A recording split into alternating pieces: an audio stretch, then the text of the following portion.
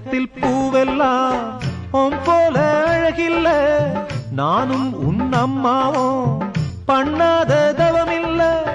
தென்பாண்டி மன்னவனோ